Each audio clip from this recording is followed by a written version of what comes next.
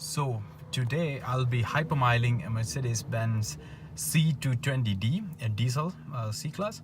So I've just filled it to the brim. This is full tank. Now I'm gonna change it to eco mode.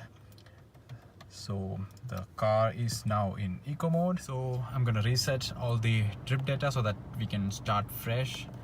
So trip, and I'm gonna reset everything. Reset. Yep. So now we're gonna start fresh and let's see how much mileage does this car give. Let's go. So this is a 9-speed automatic transmission. So the transmission, the engine, everything is in eco mode, and I'll be using cruise control as much as possible to utilize the maximum efficiency. So right now I'm in a 50-kilometer zone. I'm in Germany. So once I reach the Autobahn, I'll be traveling at around 100-120 kilometers per hour maximum, and we'll see how much. As you can see, now I'm traveling at around 120 kilometers per hour, and since it has 9 gears, the vehicle is having an RPM of around 1500 revolutions per minute. So that's crazy, actually, traveling at 120 kilometers per hour with an RPM of 1500. Yeah, so right now I'm in a place where there are no speed limits, so that's why I'm going this fast. But it's kind of frustrating because the car is powerful, yet I'm not using the actual power of the vehicle. I'm in the lane with trucks, as you can see, and I'm not even trying to accelerate and overtake, because sudden acceleration obviously drinks up a lot of fuel, and since this is hypermiling, I just want to keep everything very subtle. No sudden acceleration, no sudden braking, and keep the car in eco mode as much as possible. And I am using air conditioning as of now because it is summer in Germany. It's around 25 degrees Celsius, as you can see in the centimeter console instrument panel. So I do need air conditioning. So that's the only thing that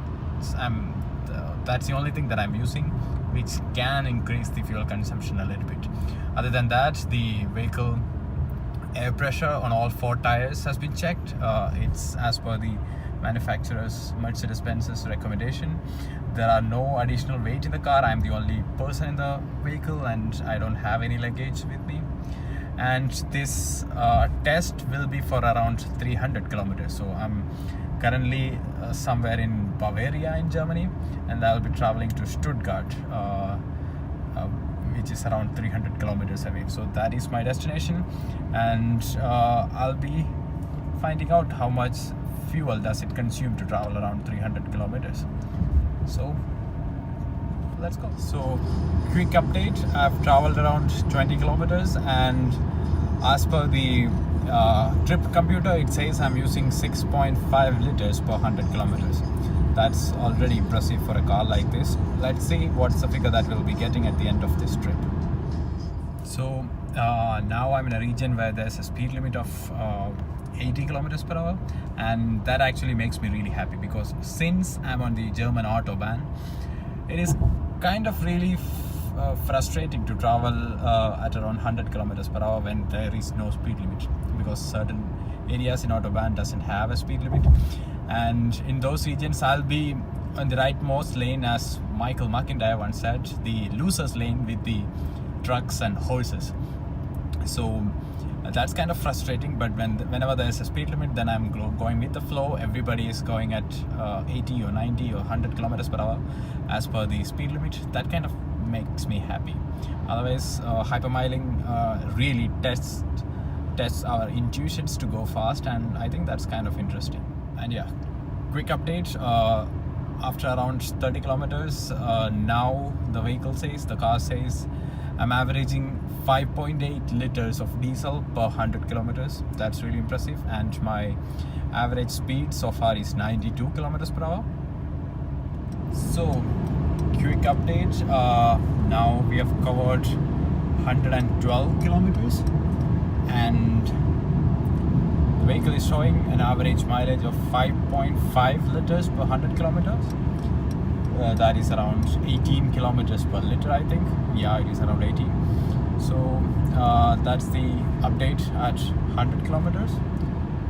Let's see how we'll finish with. So the reason why I'm going at 130 kilometers per hour, which is comparatively a higher speed for hypermiling, is due to the fact that this particular C-Class has 9 gears. So I'm currently in the 9th gear as shown on the top of the instrument cluster, D9. So since it has 9 gears, even though I'm traveling at 130 kilometers per hour, the engine is rotating at around 1500 to 1700 RPMs, which is relatively low. So in a normal car, if you're traveling at 130 kilometers per hour, you'll be well above 2000 RPMs, and since I'm below that, I think it makes sense and it doesn't hurt even if I'm going at 130 kilometers per hour. Let's see if it affects our result or not. So quick update, there was a traffic block in the highway, so I've just came to a place where I can park the vehicle for some time and to buy some coffee and snacks on the go.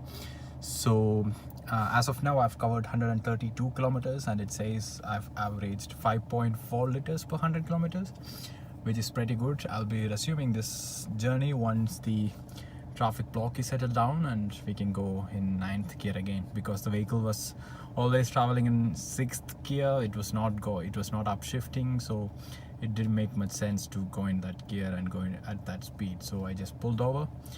We'll continue soon. So let's turn it off. So let's go now. The destination is around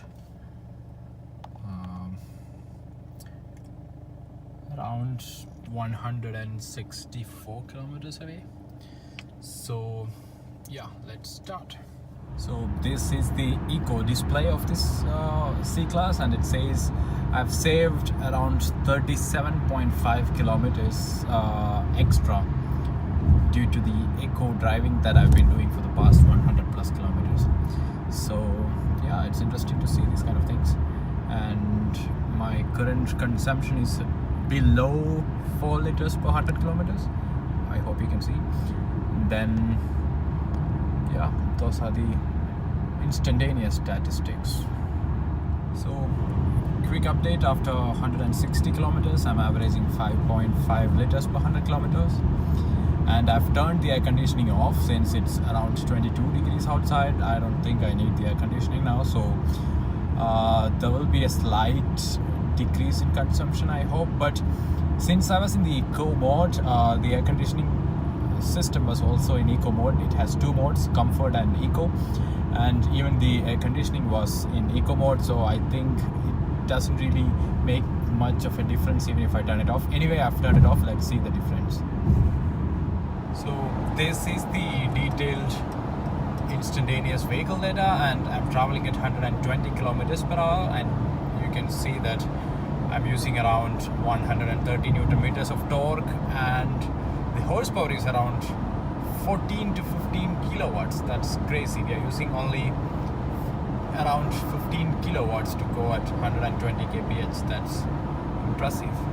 So final update, I've reached my destination, almost close to my destination. I've stopped the hypermiling for the time being, and I've covered exactly 250 kilometers, and the C-Class has averaged 5.1 liters per 100 kilometer. That's very impressive. That's close to 20 kilometers per liter of diesel. That's very impressive for a vehicle of this size and this much equipment fitted to it. It's not a light car. It has a lot of equipments and stuff. So it's a heavy car and it's a big car, and still it managed to get 20 kilometers per liter, which is quite impressive. So yeah, that's all. So I was really getting frustrated with the eco mode. Now I'm gonna go back to Sport Plus mode and enjoy the car for a while. So let's go. Right away you can feel the difference in performance.